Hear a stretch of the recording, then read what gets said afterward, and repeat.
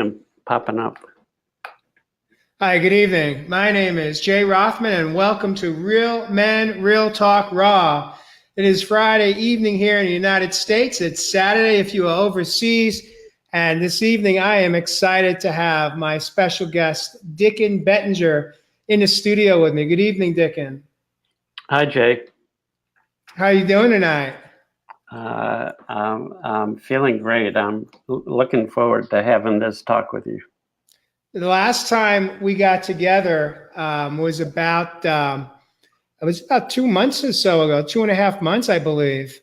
And it was a great opportunity. I was so excited to have you in the studio with me. As I shared then, we had met. I think it's just under 2 years ago, up at a weekend workshop that you had done with a couple of other teachers and mentors of the three principles. And it was in that moment that when I met you, I knew that you were someone that I was going to stay close to and was going to be a part of my life and my healing journey. And so I'm humbled that you showed up a couple of months ago in the studio, and I'm excited to have you back this evening. I'd like to take a few moments just to welcome some guests that are watching us live this evening. Suzanne, she says, choose patience. Suzanne, thank you. I love that. John says, hey guys. Hey, John. John and I had a nice conversation earlier today, just catching up on life and all. And so as more guests join us in the community, we will recognize them. I invite you to share comments, any questions that may arise as Dicken and I have our conversation. As well, if you hear anything that you like or love, feel free to hit the like or love button on your Facebook feed. So Dicken, this evening I had a choice. You know, I've got so many different T-shirts that share the affirmation that I'm feeling, and I picked choose compassion tonight. And you know, part of it was I was interested to hear your thoughts on compassion and how what it means to you today as it applies in your life, as well as the three principles which you are a teacher and mentor of. I love the topic. Who wouldn't benefit from having more compassion? You know, feeling closer to people when they're suffering rather than distance from people when they're suffering. That's one way of thinking of compassion. When my wife is upset, I can feel annoyed she's upset, or I can understand the nature of her upset, so have genuine compassion. So it's a beautiful thing because there's no limit on compassion. It's not like any one of us can say, okay, I got compassion mastered. I've done my merit badge and I have it now. Is that there's no limit to how compassionate any of us can become. Often we find it easy to be compassionate with the people that we love, although even that can be challenging. And we find it much more difficult to be compassionate for the people that we don't see eye to eye with or we have differences with. So, how do we navigate through those moments when we're engaged in let's say a conversation or in a moment with an individual that is, let's say, suffering or in pain, angry, hurt? Yeah. And how do we go from not being, let's say, sucked into the vortex of their immediate emotions and go to empathy or compassion? Do you have any suggestions or tools on how do we not get sucked into the vortex of their emotions and be able to stay neutral so that we can come from that healthier space of being compassionate in that moment? Well, I will share with you what I've learned and that I've been teaching now for 33 years as a psychologist. I've actually worked over 40 years, but I didn't gain this understanding until I'd been a psychologist for about 10 years. So I'll be glad to share that with you, Jay. And it's something we've talked about before, but it's so simple. And yet I've never found anything that helps people become compassionate quicker. And it's not a technique, it's an understanding. And it's really, really very simple. We're given a gift when we're born. That's the gift of thought. Just think about that for a second. In every moment, something is being generated in us that allows us to have the experiences we're having.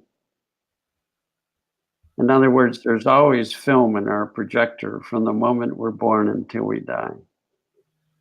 And without thought, we couldn't feel love, we couldn't feel compassion, we couldn't feel close.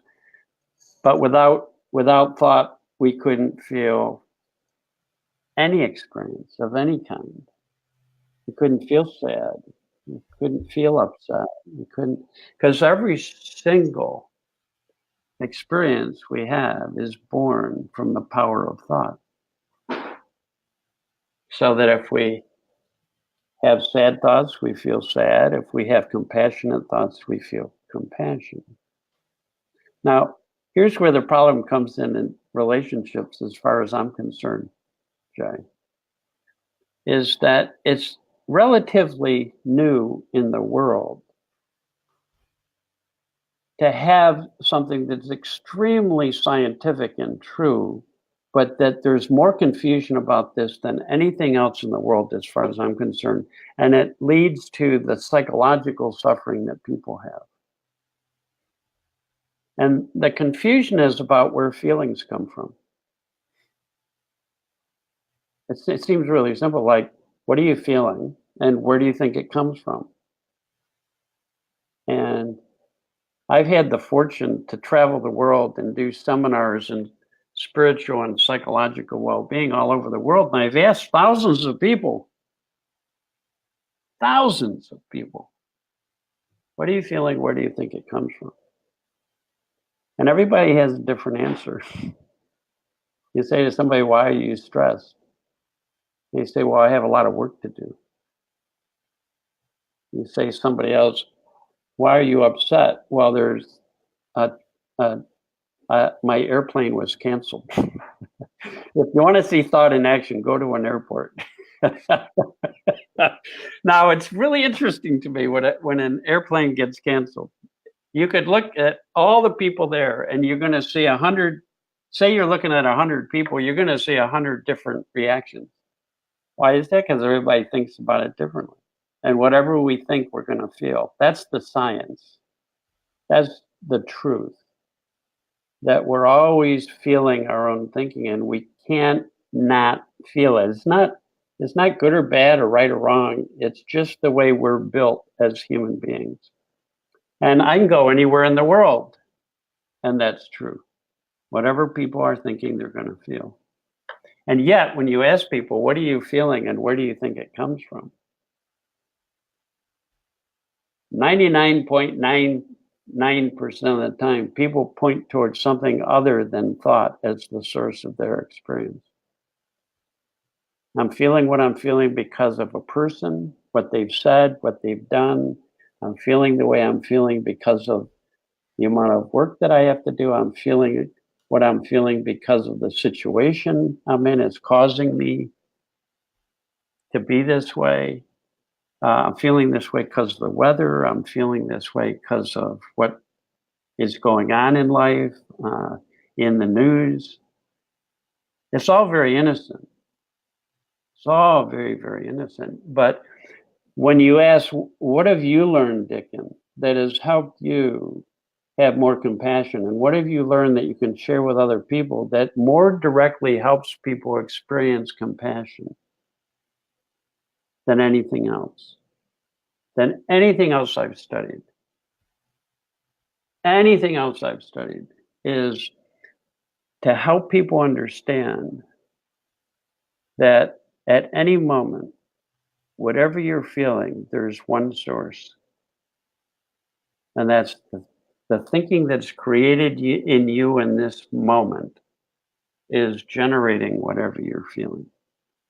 And as your thinking changes, your feelings change. And the only place feelings can come from is our own thinking. Now, let me tell you how that helps with compassion. I'm with my wife and I start feeling annoyed by something that I think she's saying or doing. And if I think my feeling has to do with her, it's very easy for me to say, you're making me feel this way. And if you change, I can feel better. So I'm going to need to change you so that I can feel better. So I'm going to put my energy and my thinking into figuring out how I can change you so I can feel better, or how I can get you to agree with me. How well does that work?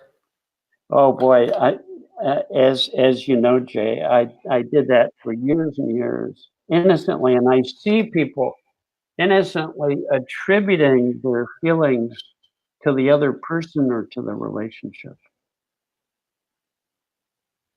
Right? I used to even attribute good feelings to my wife. I need you to cheer me up, and you can do that. And so do it. and if you don't do it, that just indicates to me that you don't love me. It's very innocent. It's this misunderstanding about where feelings is coming from has been around for centuries, Jay, literally. And it's led to conflict and disagreements and arguments and wars. And you see it now in the political scene where people get more and more upset and then blame somebody, something, or another group of people for why they feel that way. And here's the good news. Let's jump right into the good news. Any one of us can become aware of the fact that we're a thinker.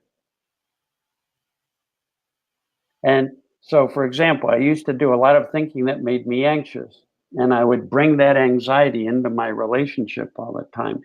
And when my wife was upset, I didn't have much compassion for her. I wanted her to get over it so I could feel better.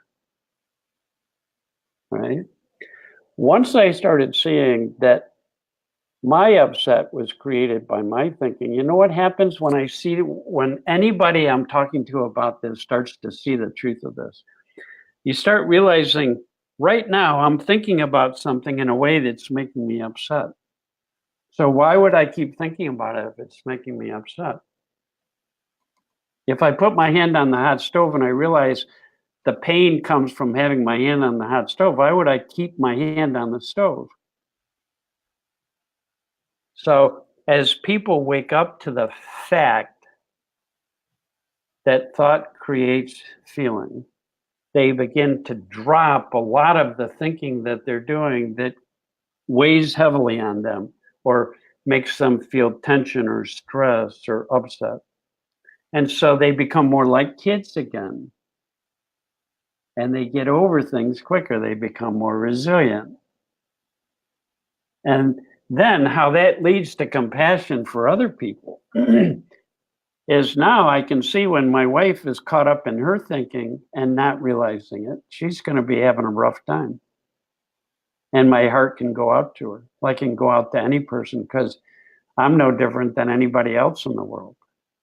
We think, we experience, sometimes we know it, sometimes we don't. When we don't know it, immediately we blame that feeling on something outside of us, innocently, right? So I can remember right after my first workshop in this, I came home and I saw my kids arguing about something. And immediately I went, oh, They're experiencing their thinking. It's not good or bad or right or wrong. It's the only thing we can do. But that's where it's coming from. So I didn't take it so personally. I didn't get so upset. It was just like I knew that when their head cleared of that thinking, it's built into us to get new thinking that helps us to feel better and to do better. So I knew for a fact that if I'm upset with someone who's upset, they tend to do more upset thinking. And if I'm calm and loving and present to myself, other people upset, they tend to do less thinking. And so as we begin to wake up to the fact of thought, we begin to notice more and more of the thinking we're doing that's not helpful or that's unnecessary. And we begin to let go of more and more of that thinking.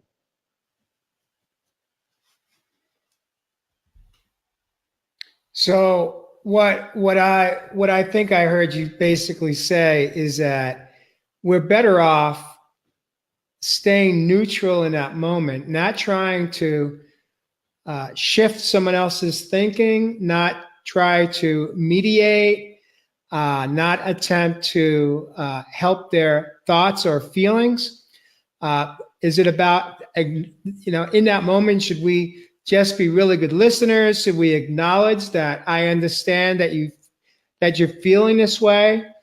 What role in the moment is the best that we could do for ourselves so that we don't end up making a situation, fueling the fire. Let's just put it that way. You obviously chose with yourself, with your children, not to interject your own wisdom and experience on how to solve their disagreement. I suspect that's what you didn't do, right? Or what you did do. Okay, we've talked about how understanding how thought creates feelings can lead to being more compassionate towards ourselves and others. Being compassionate towards ourselves means we're able to set down more and more of the thinking that gets us really worked up. I used to be able to think about a problem or a difficulty or a relationship for hours, Shay, and none of that thinking made me feel good. And if you ask me why I felt so bad after hours of thinking about this, I would say because I have a problem in a relationship. I wouldn't say because I've been thinking about it for a whole hour in a way that makes me really upset. Now, there's one more piece to this puzzle. Thought is one key. There's one more key. And I only want to talk about two keys. More and more in psychology and in science, they're saying there's a deeper intelligence behind life that knows how to create life and operate life. There's a deeper intelligence that knows how to create the human body. To me, that's a miracle. And it knows how to run the pancreas, for example. Thank God I don't have to do that. Oh my God. If I cut myself, there's intelligence that knows how to bring the right blood cells to bear. And we just never knew there was this kind of intelligence behind the human psychological system. And so here's an observation that I seen to be true of any human being I've ever met. That deep in our core is this intelligence. And that when all of our thinking quiets down at any moment, it's built into human beings to start feeling better and to get new thinking that's helpful to us in our life and in that moment. So we say every human being has wisdom and common sense available to them, but you can't think your way to it. So here we have problems, and we're so accustomed to thinking about our problems. But the problem is, if you think about a problem that lowers your spirits or keeps your spirits low, it's not going to be helpful to you. And while we're thinking about anything, we don't get this new and fresh inflow of feeling and thinking that's helpful. Okay, so to come back to your question, you said kids are arguing. It's helpful for me to know that whatever I'm feeling is coming from me. It's not coming from my kids. I tell you, that's a game changer right there. I can't blame them if I get upset. Hmm. Hmm. And then second, I know that they're no different than I am. And that when my head clears of all the thoughts that are in my head, just for a split second, I start to feel better and think better. And so the answers for parenting I learned are inside of me. They're not in a book. They're not in some expert. And each time I'm with my kids and something's going on and my head clears, I get a different answer. It's one that's fresh in the moment. It's totally creative. It can't be replicated. I can't tell someone else, you should do this, because it won't be their wisdom. Because wisdom is a responsive intelligence that comes alive in the moment. It's so neat. So like now I go, when I walk into a room with another person, there's three of us there, me, you, and wisdom. And either we're open to wisdom or we're caught up in our own egos, thinking hard about life. And so if you and I walked into a room with a couple and all I said was, Jay, pay attention to whether they're doing a lot of thinking or not, and whether their thinking is raising their spirits or lowering their spirits. And see if you can see if either person falls out of all of their thinking and is just open to what's fresh and new coming through. And it would help make understandable why things can work out well when you have an understanding about thought and wisdom, and why without that understanding, you're working really hard trying to figure things out and innocently feeling like the problem is out there rather than in my thinking.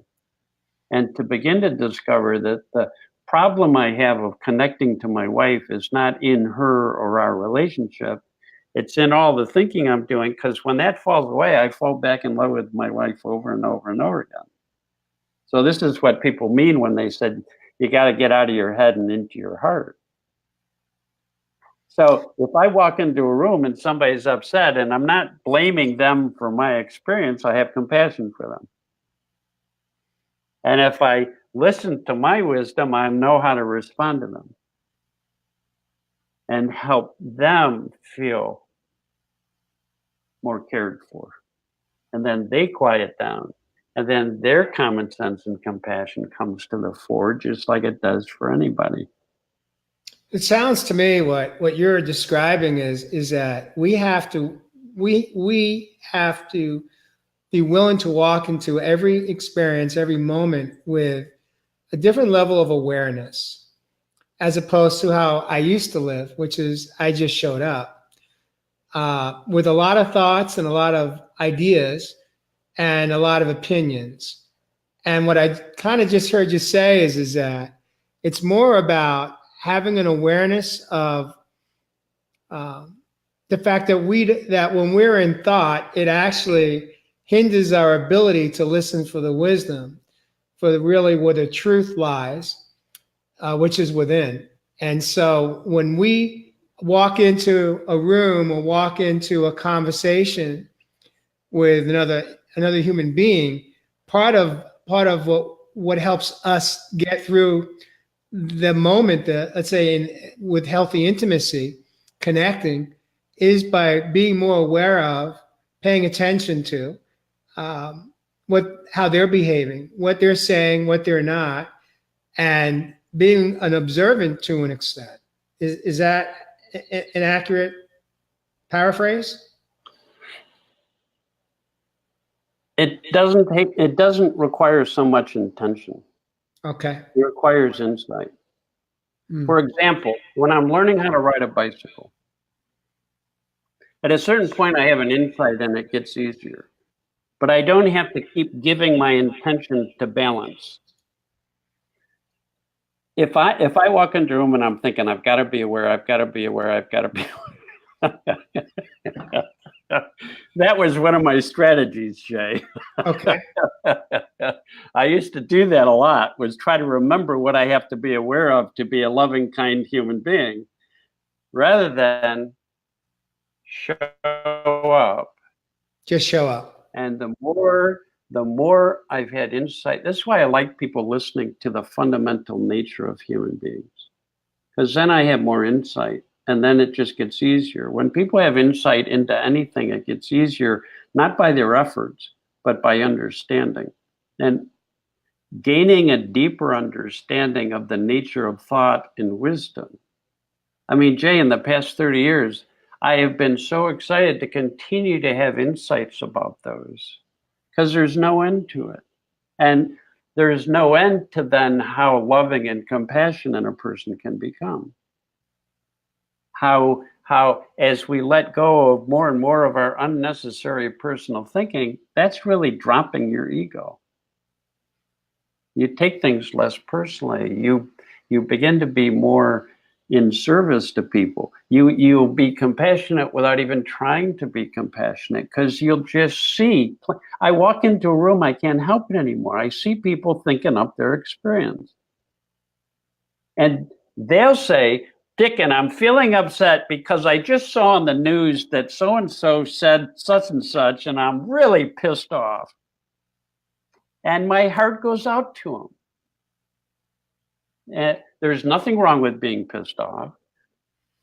But when we misunderstand where it comes from, it leads to a lot of suffering and complication. Right? And to begin to see the connection between thought and wisdom, Jay, it's like I walk into a room with my wife, and I know the more open my mind is, the more access I have to deeper feelings of connection, and the more I have access to creative, responsive thinking, right? It's because I've come to understand wisdom better. It's because then, as a parent, once I started seeing wisdom in everybody, and it just gets covered over by the thinking, the personal thinking that we do. And that when our personal thinking quiets down, this deeper wisdom always comes into people and lifts their spirits, and they start to feel better. And sometimes you even hear people say, I'm thinking too much about this. It's driving me crazy. I gotta stop thinking about this. They stop thinking about it. What happens, they start feeling better. When we feel better, we connect better with people. We communicate better. We make better decisions. All the things we want, that we're trying to think our way toward, show up naturally when we're out of the way. So for example, I've got a few friends in my life today that are mentors of mine and friends as well. And one of the things that I noticed that they do really well, and it's something that I've learned how to do, is I call it the P's. There's a pause button. I have to pause. Because sometimes, let's say, for example, Mary will say, well, what do you think about what just happened? Or what do you think? How do you feel? And my response usually is, I think I'm just going to pause right now. And through pause, I then go into what I call process the emotion, process how I'm thinking, how I'm feeling about it. And through the process of coming to terms with whatever it is, it allows me to really stop the thinking and just let it go. Yeah. And by doing that, the wisdom and the intuition come from within, not from up here, but from within my heart and my soul. And so it's kind of like, she kind of knows the answer almost every time. Like, she knows when she's going to ask me that question. 9 out of 10 times, my response now is very consistent. It's like, She goes, I know, you're going to pause and then you're going to process it. And I go, exactly. Because before I did that, I was just a very reactionary man. I reacted to other people, places, and things. And it didn't serve me. And it definitely didn't serve my relationships. It only hurt. It hurt everybody. It just made it worse. And so I love to be able to hit that pause button today because it takes me out of it. It allows me to just sit and distract myself, walk away from it, and then come back when I know it's time to come back because wisdom now has spoken to me. Yeah. It's a new experience. And yeah, it was for me too. That pausing comes natural to people when they have understanding. Because it's very quick that people can discover when I pause, it just means I'm letting go of what I'm thinking. Exactly. Long enough for a space to form so that something new and fresh can come in. So pausing helps people, but I knew people then would turn that into a technique and they would try and pause, but they'd be thinking the whole time about what a jerk the other person was. But I'm pausing. At least I'm not saying it to you, and I'm pausing. Yeah, I'm not reacting to the moment, but I'm still in it. I still have the obsessive thought. Yes. And that's not what I'm suggesting. It's not. No, I know it's not. I know it's not. I'm saying why I think what you're doing works so well for you, because you've learned that when you're upset, if you let go of the thinking that you're holding on to, it will fall away. And when it falls away, there's more space.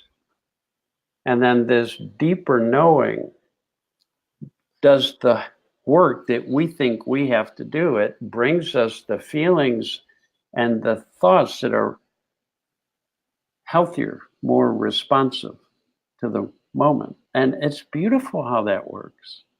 It's beautiful. It's, to be with my wife and to all of a sudden thoughts come into my head and I have an emotion, and to know that that's normal. It's just some thoughts coming through and I don't have to do anything about them. And if I just wait a minute, like little kids do, that thinking flows. If I stop and think about it, it'll hold it in place for as long as I think about it. And so if I just, in that pause, there's just this openness. The old thinking flows because it's built to flow, and it always then brings new thinking in. It's just, I've seen that happen over and over and over again. I don't see any exceptions for that wherever I go, is that if we want to get new thinking that's fresh, creative, responsive, loving, kind, compassionate, wise, all we have to do is allow the old to fall away. Right? So it's a little bit, I think I used this metaphor last time we were talking, Jay. This occurred to me one day.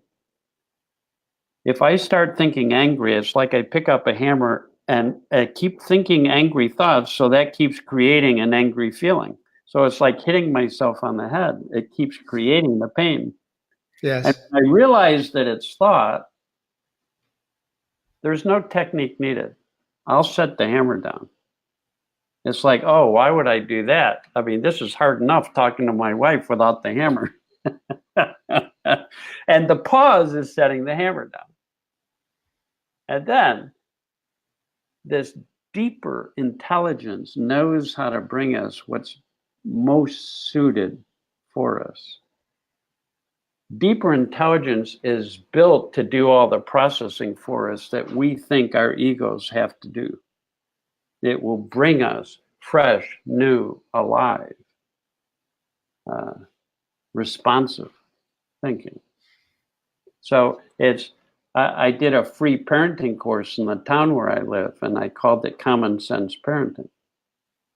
Is that when parents are upset, if they know that it's thought, and that at some point, if they leave it alone, that thinking passes, and when it does, they get new feeling, better feeling. And when they have better feeling, there's an intelligence built into that feeling.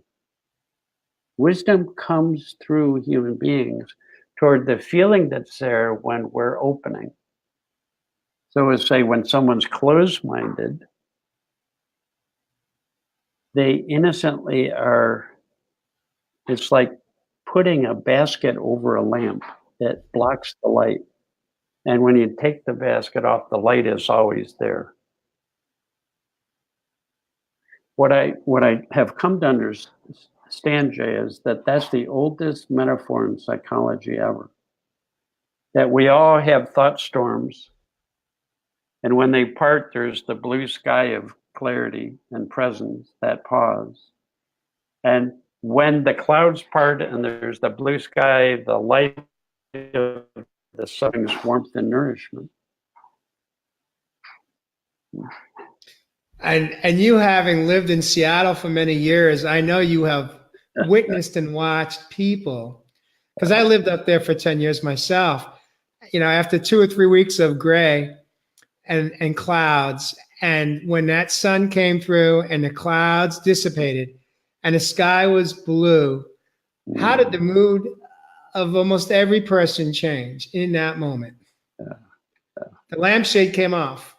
Yeah, that's true psychologically for people too. And part of compassion is to know that every one of us gets caught up in our thinking at times. And when we do, we don't feel good. But it's not personal. It's not about us. People can't make me feel what I'm feeling. What I think about them can create my will and does create my feeling. But the feeling that I'm having doesn't come from them. It comes from my thinking. And so I love knowing that no matter how bad things are around me or how upset people are around me, that when my personal thinking falls away, this light comes through me. I lighten up. I stop being so serious. You know, all the metaphor, light has been used as a metaphor for pure consciousness for centuries. So when they say, if you're caught up in your ego, your personal thinking, when you come out of your ego, I worked in a company where they said, when you come into the meeting, leave your ego at the door. That means come in with nothing on your mind. No agendas, no shoulds, no have tos, no position. And you come in, and then you come in as an open-minded person. You come in as a listener. No agenda. You come in, and then wisdom becomes the leader in the group. And any person in the group can suddenly go, oh, this makes sense. Here's a new thought I'm having. Here's something we could do. And rather than having a bunch of egos there where nobody's listening and everybody's in their own personal thinking, you get people who are beginning to see the connection between thought and wisdom.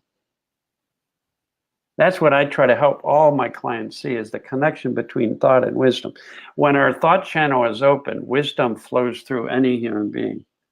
So Dicken, this applies, I don't know about you, but in my home when I was raising my 3 sons, I used to call for family meetings, right? So this idea, you utilize it in a corporate setting, but it also applies, it can apply at home, whether it be a family meeting with our children, or it could just be if our children are grown and out and we're just with a partner or a significant other.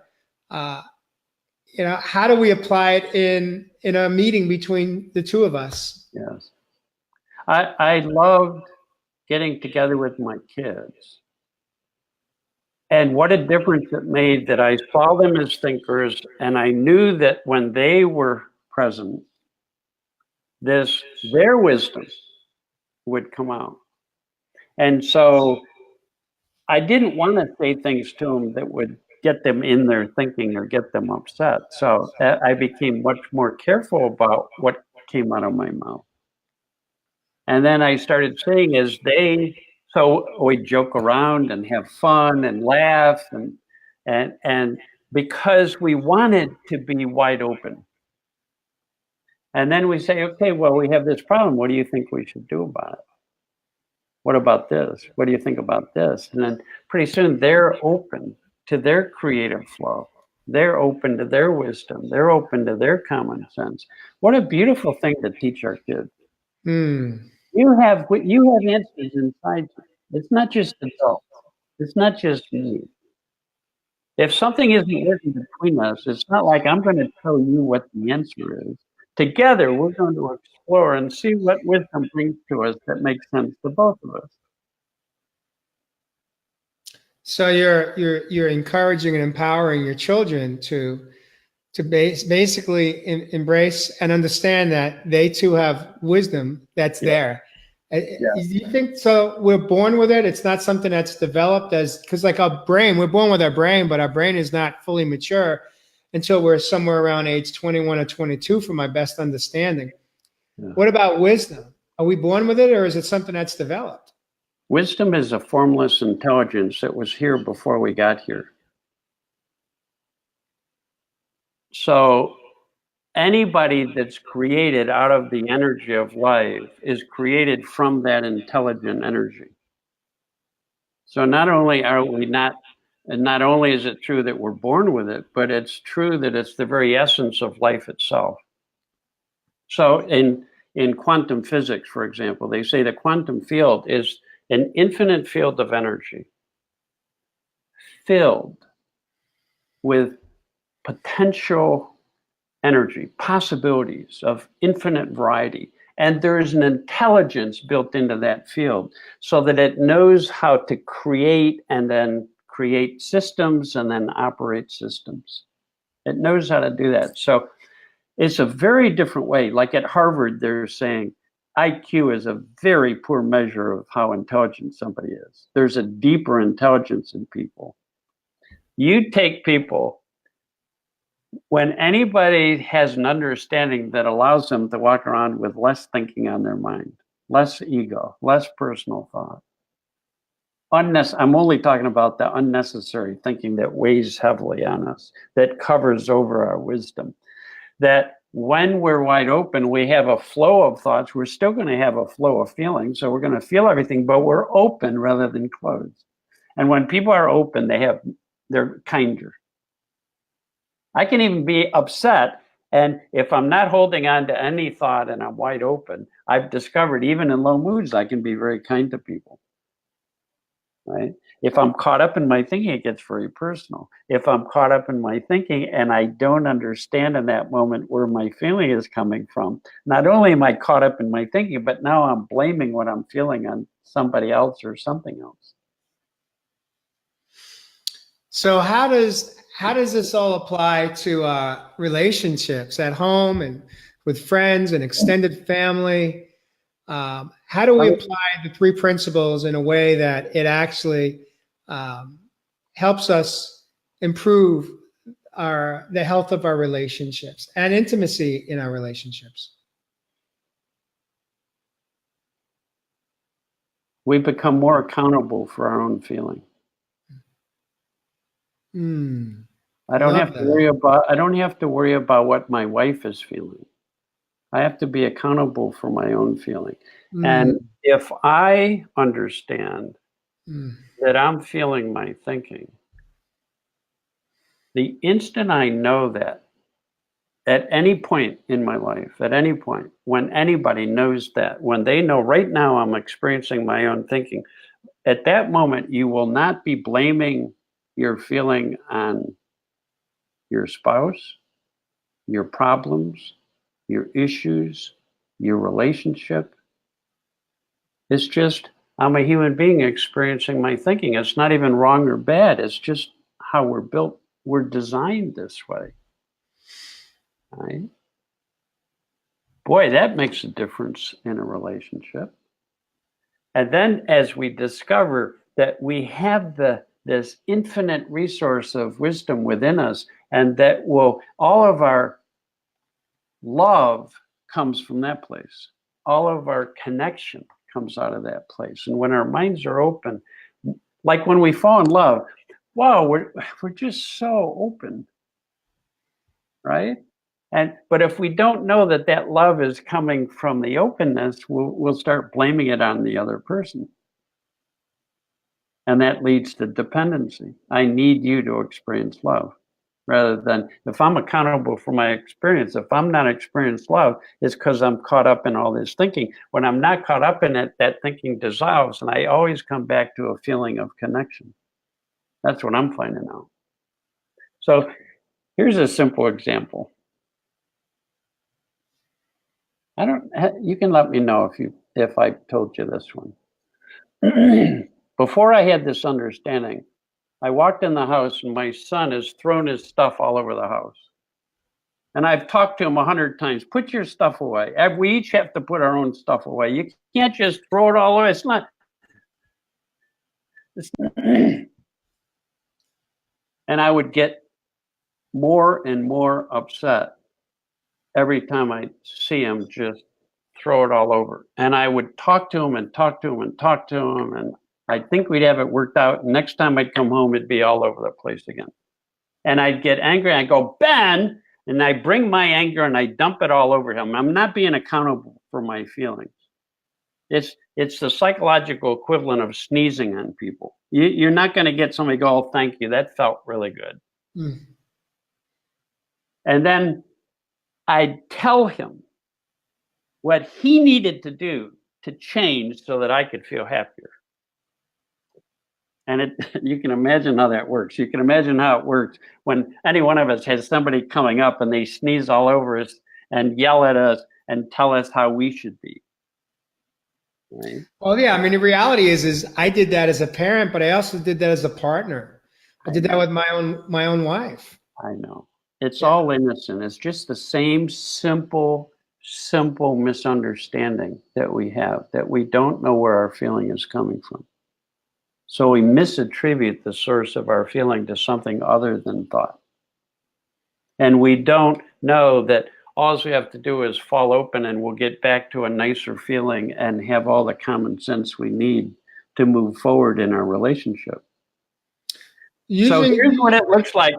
Using Ben as that example, would you be willing to share what would be a healthier way, a healthier version of Dicken to have navigated through those moments with your son, Ben? Okay, here's me when I'm starting to have I've had some insights, a little bit of insight into, I'm no different than any other human being. I'm feeling my thinking, and when my thinking changes, my feelings change. Oh my God, it does work that way. And that when my head clears, I feel better and I think better and I'm better able to deal with anything. And I'm going, oh my God, it does work that way for me. So then I walk into the house. I see this stuff strewn from the front door all the way to the kitchen. And I have a thought. And I'm pissed. But this time I saw that my feeling was created from thought. Because I'd learned that. Or I was learning that. So I was starting to catch myself as a thinker. And I tell you, it doesn't take long, Jay. If we know that it's our own thinking, you see the hammer. You don't need a technique to put it down. It's just common sense. It's like, why would I keep thinking this if it makes me feel so bad? So by the time I got to the kitchen, I was in a different mood. I'm not pissed. It doesn't take people long if they, like little kids get so upset, but they don't keep thinking about it or analyzing, and they get over it really quickly. Well, so do adults, if you really understand the source of your feeling. So I walk into the kitchen, and I want him to be in a really good place so we can have the best talk we can have. And I want it to be not me talking to him and as I'm the authority, it's like, I have wisdom, you have wisdom, we're all connected to the same pool of infinite intelligence. Let's see what makes sense together. It becomes a collaborative relationship. So I walk into the kitchen and there he is, about ready to unhinge his jaw and eat this sandwich that's about a foot thick. And I say, hey, Ben, how is soccer today? Because I know he loves soccer. Now, this is not a technique. I'm not suggesting that this is how you do it. This is an example that talk. And so I'm in a good feeling, and I'm inviting him to join me in that space, basically. If I had walked right in and said, damn it, Ben, how many times have I have to tell you to put your stuff away? I guarantee he wouldn't fall out of his thinking into a space of open receptivity to new thought and new ideas and creativity and wisdom. So I said, so we talked about soccer for a while, and we're both in a really good space. And I say, Ben, I've been thinking about this. I think I probably talked to you about 300 times now about putting your stuff away. And he picked right up on it. See the feeling? He picked it. He said, Dad, you gotta get a new counter.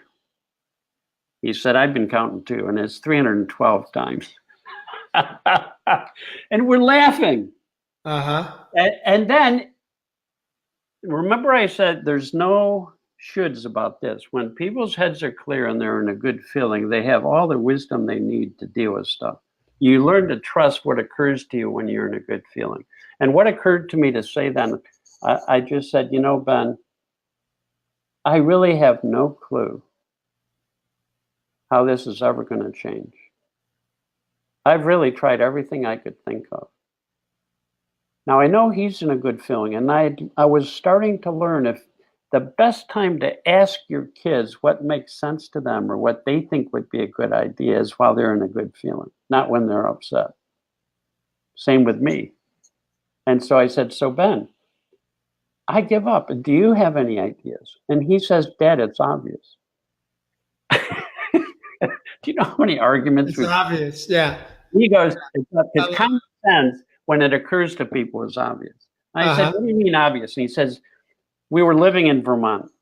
And he said, Dad, we have a really old house. And all of my friends, when you come into their house, they have a mudroom, or at least they have closets, or they have hooks to hang stuff up. We don't in our old house. So I said, well, Ben, why don't you put it in your room? And he says, Dad, where's my room? And I said, it's up in the attic. That was his room, 3rd floor. He says, do you remember when you were 15? When you came home starving? Would you take your stuff all the way to the 3rd floor and come back down before you went to the kitchen? Now, all my friends have hooks right by the doors, no problem. And I said, Ben, let me get this straight. You're saying that if we had hooks, this would... Here comes the close. And I said, if that's true, would you come with me when you finish your sandwich to the hardware store and Beautiful. You can pick out the hook. So we go to the hardware store. And he said, because of the feeling is good. Yeah. And together collaborating. Beautiful. And I'm interested in his wisdom, not just my own. And he picks out the hooks and I go, oh my God, Ben, those are ugly. And he goes, Dad, you said I could pick out the hooks. I said, okay. They're so ugly, Ben. He said, these are the ones my friends have. And I said, okay, I can live with the hooks. You see, when you're in a good feeling, you can compromise. You can, I don't know. It's just easy. We came home. He got the drill. He helped me put up the hooks. An argument that we had had umpteen times without wisdom intervening. And in one moment of openness to wisdom, it gets resolved. Wow. And so I learned from that. I mean, that helped me with my wife. I'd say my wife and I have been married 50 years. We're madly in love, and we both have as many low moods as anybody else I know. But by taking accountability, we don't sneeze on each other when we're in a really low mood. And we know for a fact that when our head's clear, new thinking is available to us. And we're adamant about new thinking.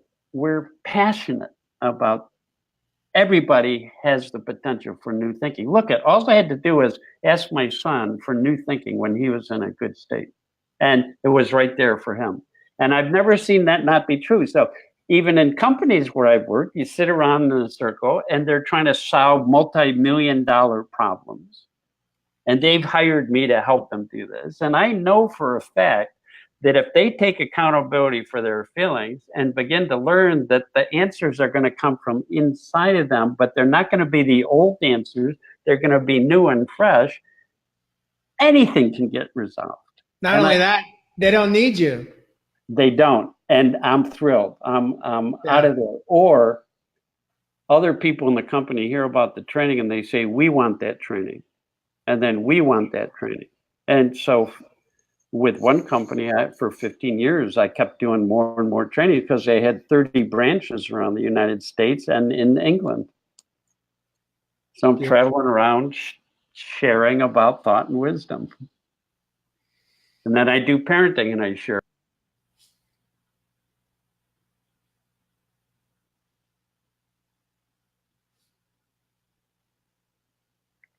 You there, Dicken? You there still? Still here? Oh yeah, I lost you for a second. That's the pause. That's a good thing. Well, the reality is that we are out of an hour.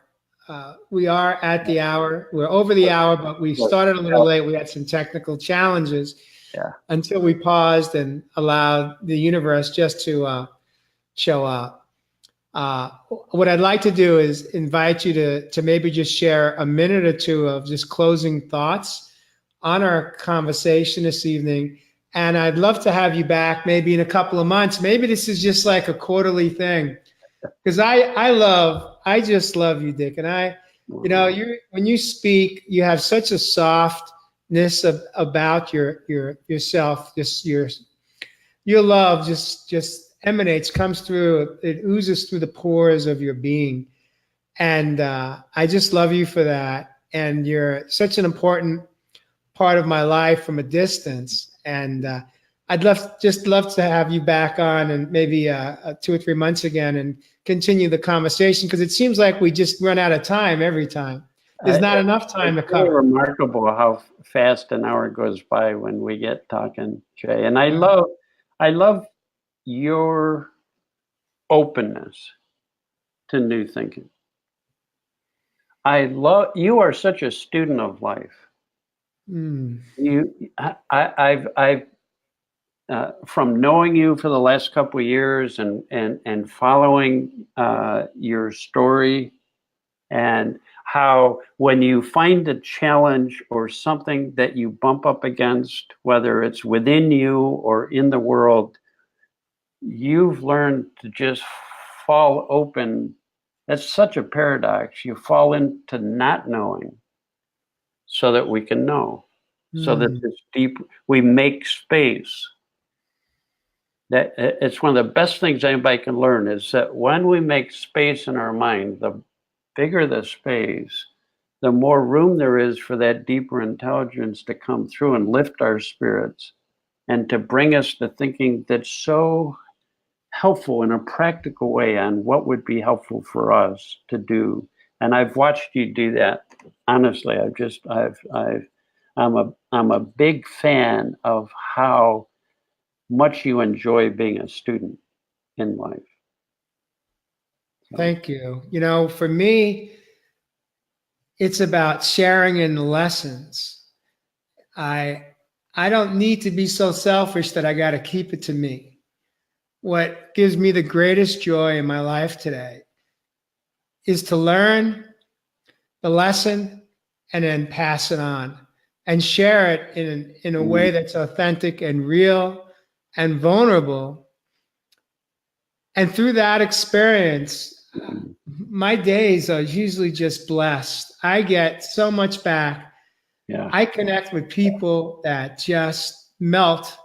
They get emotional, not in a negative way, but in such a positive, healthy space of gratitude and love and appreciation and humility.